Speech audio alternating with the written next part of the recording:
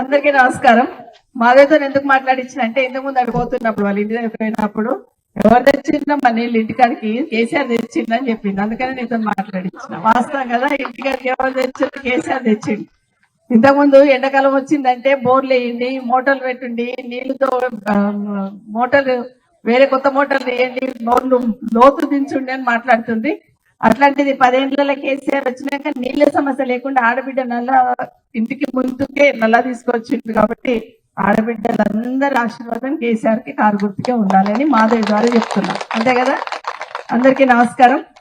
రామంతపూర్ రాగానే రామంతపూర్లో ఉన్న గౌరవ పెద్దలందరూ, గ్రామ పెద్దలందరూ, గ్రామంలో ఉన్న మా అక్క చెల్లెళ్ళు అందరూ కూడా వెంకటరెడ్డి గారితో పాటు అదేవిధంగా ఉపేంద్రతో పాటు చాలా మంది గ్రామ పెద్దలందరూ ఉన్నారు. అందరు కూడా ఈరోజు అక్కడి వరకు వచ్చి నాకు స్వాగతం చెప్పిన మా అక్క చెల్లెళ్ళకు, మా అన్న తమ్ముళ్లకు చేతులు జోడించి నమస్కరిస్తా ఉన్నాను. చాలా సంతోషం. ఎప్పుడు వచ్చినప్పుడు గాడిలో పడుతుంటా, ఇక్కడ గుంతుంటుండే కదా. ముందు గుంత నింపమ్మా అంటుండే నన్ను. వీళ్ళు ఫ్రీగా ఇచ్చేస్తారా మరి వాళ్ళంటే వాళ్ళు ఇచ్చేస్తారు, మీరైతే గుంత నింపుండమ్మంటే వీళ్ళని అడగగానే 15 ఏళ్ళకి 16 ఏళ్ల కింద 16 ఏళ్ల కింద ఇంచుమించు 16-17 ఏళ్ల కింద వాళ్ళు ప్రైవేట్ ల్యాండ్ అంటే కూడా వాళ్ళు ఇస్తామన్నారు. ఆ రోజు గుంత నింపినాం. ఈరోజు మంచిగా నిలబడి మాట్లాడుతున్నాం. ఎన్ని రోజులైనా ఎవరైతే డెవలప్మెంట్ చేసినా గుంత నింపినంటే సబితమ్మ నింపింది అంటారు. అవునా? కరెక్ట్. అందరికీ నమస్కారం. ఈరోజు ఎన్నికలు వచ్చినాయి. మీకు అందరికి కూడా ఓటు అడగనీకి వచ్చిన నేను కేసీఆర్ గారి తరఫున, కారు గుర్తు తరఫున ప్రశాంత్ నిలబెట్టినాం. ప్రశాంత్కి మీరందరూ ఓటేసి గెలిపించమని మిమ్మల్ని అందరూ మనస్ఫూర్తిగా కోరడానికి ఇక్కడికి రావడం జరిగింది. నాకైతే నమ్మకం కలిగింది బాగా. నాతో పాటు మండల లీడర్లు అందరూ వచ్చున్నారు. ఎక్స్ఎంపీపీ గోవర్ధన్ రెడ్డి గారు, పార్టీ ప్రెసిడెంట్ గోవర్ధన్ రెడ్డి గారు, అదేవిధంగా ఇంకో ఎంపీపీ గారు నరసింహులు గారు, ఎక్స్ఎంపీపీ గారు నరసింహులు గారు, చాలా మంది మాజీ సర్పంచులు, ప్రస్తుత సర్పంచులు, మాజీ నాయకులందరూ వచ్చున్నారు. అందరికీ కూడా ప్రేపైన థ్యాంక్స్ చెప్తూ పత్రికా మీడియా సోదరులకు కూడా థ్యాంక్ యూ సో మచ్. అందరు కూడా ఈరోజు మన కోసం జరుగుతున్న ఎన్నికలు అనుకోండి. ఇది 2 సంవత్సరాల నుండి కాంగ్రెస్ పార్టీ వచ్చిన తర్వాత గ్రామాలను వదిలేసిండ్రు, పట్టణాలను వదిలేసిండ్రు, పాలన గాలికి వదిలేసి గాలికి తిరుగుతున్నారు వాళ్ళు. 100% ఒక ముఖ్యమంత్రి 15 రోజులు రాష్ట్రాన్ని వదిలిపెట్టి వేరే దేశంలో ఉన్న మొట్టమొదటి ముఖ్యమంత్రి ఎవరంటే రేవంత్ రెడ్డి గారు. ఇప్పటివరకు ఎవరు అన్ని రోజులు అట్లా పోలే. పక్కనున్న ముఖ్యమంత్రి గారు 3 రోజుల్లో వెనుకకు వచ్చిండు. కానీ ఈయన మాత్రం 15 రోజులు అక్కడే ఉన్నాడు. ఇక్కడ జనాలు ఏమైనారో తెలియదు, జనాలు ఏమైతున్నారో తెలియదు. ఆయన మాత్రం అక్కడ నుండి అక్కడ గాలి తిరిగినట్టు మనకు తెలుసు. గాలి మూటల్లో పోయినాడు. గాలికి వదిలేసిండు పాలన. ఇది మాత్రం వాస్తవం. 2 సంవత్సరాలు ఏమైనా జరిగిందా? మన ఊరికి ఒక్కసారి ఆలోచించండి. ఎన్ని మాటలు చెప్పినారు ఎలక్షన్ అప్పుడు, రకరకాల మాటలు చెప్పినారు. అన్నిటికన్నా ముఖ్యంగా ఆడబిడ్డలకి చెప్పి పక్కా మోసం చేసినాడు. ఆడబిడ్డలకి 2500 ఇస్తాడు 100 రోజులలో. 100 రోజులు కాలేదు ఇంకా. వాళ్ళు వచ్చిన వాళ్ళకి అదే అడుగుండి. 100 రోజులు కాలేదయ్యా, ఎట్లా వచ్చినావు మరి? 100 రోజులు అయింది కదా. 22,500 అంటే ఇప్పటికి 65,000 వస్తుండే మరి మీ ఇంటికి. మరి 65,000 ఇచ్చి ఓటు అడుగుని అడగండి. మా ఆడబిడ్డలందరూ అడగాల్సింది. ఇప్పుడు 65,000 వస్తుంది నాకు ప్రతి నెల. 2,500 అయితే ఇచ్చి అడగమని చెప్పండి ఖచ్చితంగా. రెండోది ఏం చేసిండ్రు? కేసీఆర్ తులం బంగారం ₹1,00,000 ఇస్తున్నారు, మేము వస్తే తులం బంగారం ఇస్తామన్నారు. మరి బంగారం దొరుకుతలేదా? బంగారం ఎందుకు ఇవ్వలేదు ఒకసారి అడిగారు. మోసం చేసి ఓట్లు వేయించుకున్నారు. పొరపాటున కూడా మళ్ళీ ఆ చక్కర్లో పడకూడదు. ఖచ్చితంగా కేసీఆర్ తెచ్చుకుంటే మళ్ళీ మేలు జరుగుతుంది. కేసీఆర్ రావాలంటే ఇది ఫస్ట్ ఓటు. ఈ ఎలక్షన్ ఈ ప్రభుత్వం వచ్చినాక ఫస్ట్ టైం జరుగుతుంది. మాట్లాడక ముందు ఏం చెప్తున్నాడు? ఇంతకు ముందు మాధవి మాట్లాడుతూ చెప్పింది ఒక మాట. కేసీఆర్ నిశానా తీసేస్తాడు అమ్మ, కేసీఆర్ నిశానా నల్లా ఉంది అని చెప్పింది. వాస్తవం. ఇంటి ముందు ప్రతి రోజు నల్లా తిప్పితే కేసీఆర్ నిశానా కనిపిస్తుంది.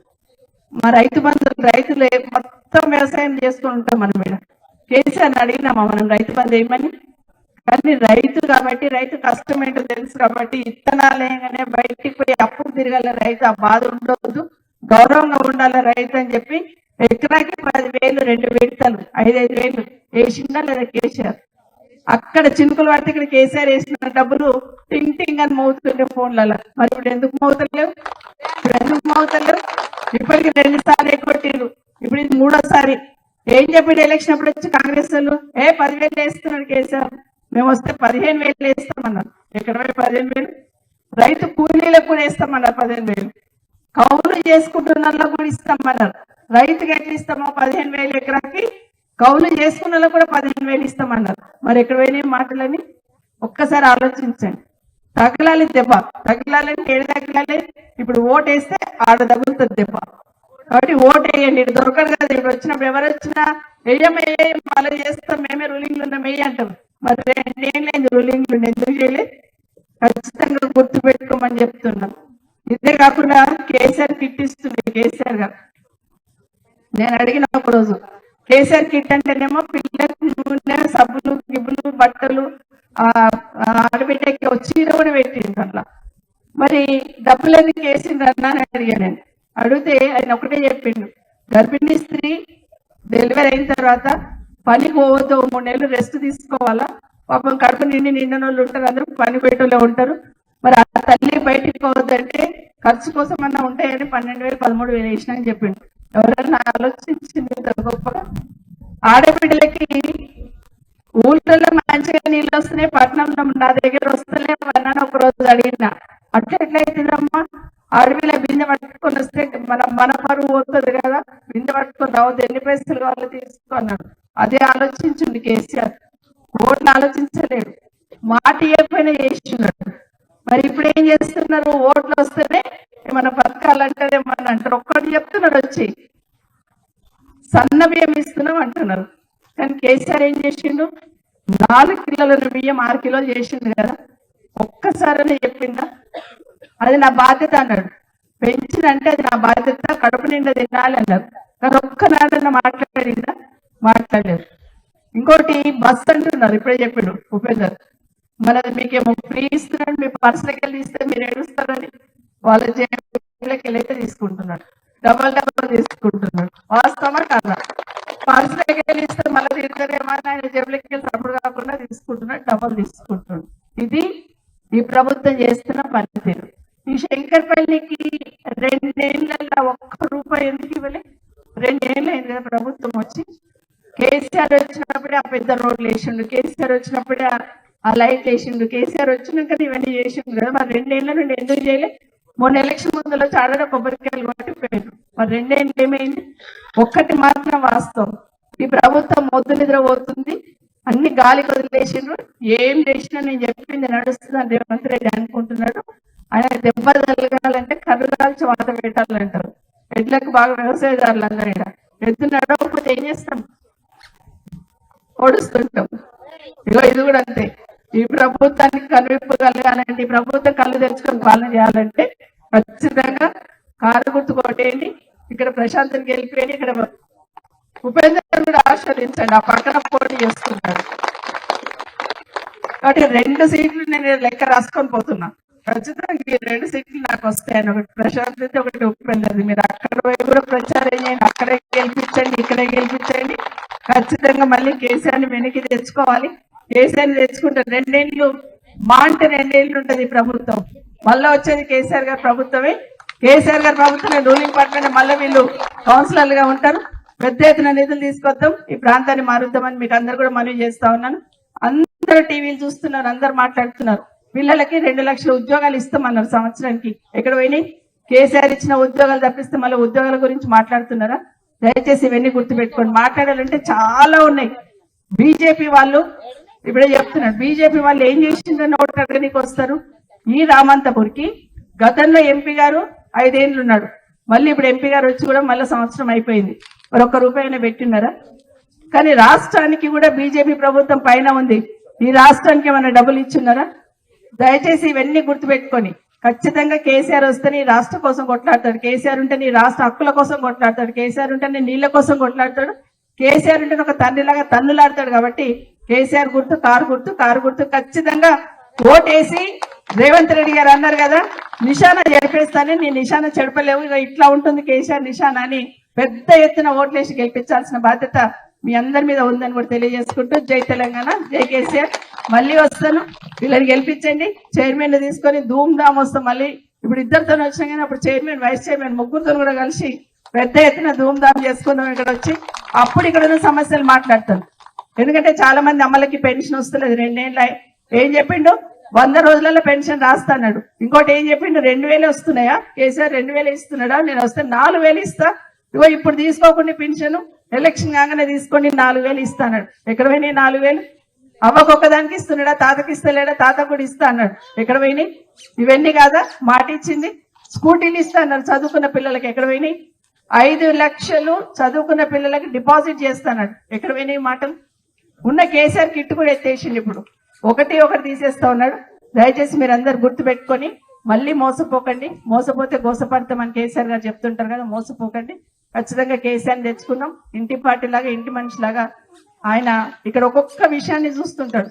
ఎప్పుడు మమ్మల్ని ఏమడుగుతుండే ఎలక్షన్ మన క్యాబినెట్ మీటింగ్ కాగానే, రైతులు పండించిన పంటలు అమ్ముకుంటున్నారా, ఎట్లా పోతున్నాయి ధర, మరి శంకరపల్లిలో కూరగాయలు పండిస్తారు కదా, ఎట్లా తీసుకుపోతున్నారు వాళ్ళు. కరోనా అప్పుడైతే సొంత బిడ్డలు ఇదైతే ఎంత ఇబ్బంది పడతాడో అంత ఇబ్బంది పడ్డాడు. రైతులు పంట పండించుకున్నారు కదా, పొలం కడిపోయి కొనండి, వాళ్ళ కష్టం కావద్దని ఒక్కొక్కటి ఆలోచించండి. నిన్నగాక మొన్న మనం ఎకనామిక్ సర్వే చదువుకున్న పిల్లలకు ఐడియా ఉంటుంది. రాష్ట్రంలో 10 ఏళ్లలో కేసీఆర్ గారు 90 లక్షల ఎకరాలకు కొత్తగా నీరు ఇచ్చిన్నారు. కానీ 90 లక్షలు ఇచ్చిన నీరు ఇచ్చిన కేసీఆర్ గారికి ఈరోజు కాళేశ్వరం కమిషన్ అని ఈరోజు సతాయిస్తున్నాడు రేవంత్ రెడ్డి గారు. ఆయన ఒక పని చేయకపోగా ఎట్టి పరిస్థితులలో కేసీఆర్ గారిని సతాయించాలా. మీరు అందరు విన్నారు. ఏడు మైక్ పట్టుకున్న కేసీఆర్ తిట్టకుండా ఊకుంటాడు ఆయన. కేసీఆర్ నిద్రలో కూడా ఆయన కేసీఆర్ గుర్తుకొస్తాడు. కేసీఆర్ తిట్టకుండా అస్సలు వినడు. ఎవరన్నా మన పక్కనున్న ఇంట్లోని మన బాగా పగోని కూడా మనం సావమాన్ ఘోరం కదా, మనకి ఇచ్చేసిన పగోనికి కూడా మనం సావమాన్ ఘోరం. అట్లాంటిది రేవంత్ రెడ్డి మైక్ పట్టుకుంటే కేసీఆర్ని సావు నీళ్ళలో దుంకని మాట్లాడుతున్నాడు. 10 సంవత్సరాలు ముఖ్యమంత్రిగా పనిచేసి 14 సంవత్సరాలు ఉద్యమం చేసిన ఒక పెద్ద మనిషిని పట్టుకొని అన్నన్ని మాటలు అనొచ్చా? ఒక్కసారి ఆలోచించండి. మన తండ్రి ఆ స్థానంలో ఉన్న మనం మాట్లాడతాం అట్లా ఎంత దుర్మార్గంగా మాట్లాడుతున్నాడో. ఎందుకంటే కేసీఆర్ ఏడు చూసినా కేసీఆర్ కనిపిస్తున్నాడు. ఏ రోడ్డు మీద పోయినా కేసీఆర్ కనిపిస్తున్నాడు. నీళ్లు తాగమంటే కేసీఆర్ కనిపిస్తున్నాడు. 24 గంటల కరెంట్ వచ్చే కేసీఆర్ కనిపిస్తున్నాడు కరెంటులో. కానీ ఇంతకుముందు ఎట్లుంటుండే 7 గంటలు ఉంటుండే, అట్లాంటిది 24 గంటలు ఇచ్చి ఇవన్నీ చూసి ఈ రాష్ట్రంలో కేసీఆర్ ఉన్న రోజులు ఇంకా మళ్ళీ ఎవరి పేరు ఎత్తారు జనాలు అనుకున్నాడేమో. ప్రతిసారి నేను తిట్టుకుంటూ తిరుగుతున్నాడు తప్పిస్తే ఇచ్చిన మాట తప్పించుకునే ప్రయత్నం చేస్తున్నాడు. మళ్ళీ ఆ మాటలన్నీ నిలబెట్టుకుంటాడు. ఈ ప్రభుత్వానికి దెబ్బ తలగాలంటే ఖచ్చితంగా మనం కారు గుర్తు కోటేయాలి. ఏపీఎన్ అని మరొకసారి మీకు అందరికీ కూడా పేరు పైన కోరుకుంటూ మీరందరూ అనుకుంటే అందరి దగ్గర ఫోన్లు ఉన్నాయి కదా. ఫోన్లు లేని వాళ్ళు ఎవరైనా ఉన్నారా? అందరి దగ్గర ఫోన్లు ఉన్నాయి. ఒక్కరొక్కరు ఒక 10 ఫోన్లు వేపియండి. వాళ్ళు చెప్పిన సభ్యతం ఎట్లా వేపిస్తాం, 10 ఫోన్లు ఉంటాయని, 10 ఓట్లు ఉంటే ఫోన్లు ఎట్లా వేపిస్తాం అనుకుంటారు. మీరు అనుకుంటే మీ ఆడపిల్లలు ఉంటారు, ఇక్కడెక్కడో మీ అన్నదమ్ములు ఉంటారు, మీ వదినలు ఉంటారు, మీ చుట్టాలు ఉంటారు, దోస్తులు ఉంటారు. ఎవరైనా రోజు కనీసం ఒక 6 రోజులు 8 రోజులు ఉంది ఎలక్షన్. ఒక్కరొక్కరు కనీసం 10 ఓట్లు నేను వేపిస్తా మా ఊరికి కాకుండా అని శబదం తీసుకొని ఇక్కడికి వెళ్ళండి. 10 ఓట్లు కారు గుర్తు మీద వేపియండి. వాళ్ళు ఎక్కడ ఉండండి, చేవెళ్ళలు ఉండొచ్చు, మోయినాబాద్లు ఉండొచ్చు, శంకరపల్లిలు ఉండొచ్చు. ఎందుకు ఏపీలేరు మీరు అనుకుంటే, అవును ఏం మంచి చేస్తున్నాడని మీరు గట్టి చెప్పి ఏపీయొచ్చు. మీరందరూ కూడా మళ్ళీ రైతు తలెత్తుకొని తిరగాలంటే, మా అక్క చెల్లెళ్ళు భరోసాగా ఉండాలంటే ఖచ్చితంగా కేసీఆర్ రావాలి. కేసీఆర్ గారికి కారు గుర్తుకు ఓటేయండి, వేయించండి అని మీకు అందరు కూడా తెలియజేసుకుంటూ జై తెలంగాణ, జై కేసీఆర్. ఇంత మా స్లోగన్ నాకు అంత సరిపోతుందా? జై తెలంగాణ, జై ఎత్తాలమ్మా గట్టిగా పిడికిలు పట్టి మళ్ళీ ఇట్లా అన్నారు అనుకో మళ్ళీ మోసపోతుంది. పిడికిలు పట్టండి. జై తెలంగాణ, జై కేసీఆర్, కారు గుర్తుకే, కారు గుర్తుకే. థ్యాంక్ యూ అమ్మా. షేర్ చేయండి, లైక్ చేయండి, సబ్స్క్రైబ్ చేయండి. మరిన్ని వీడియోల కోసం బెల్ సింబల్ పై క్లిక్ చేయండి.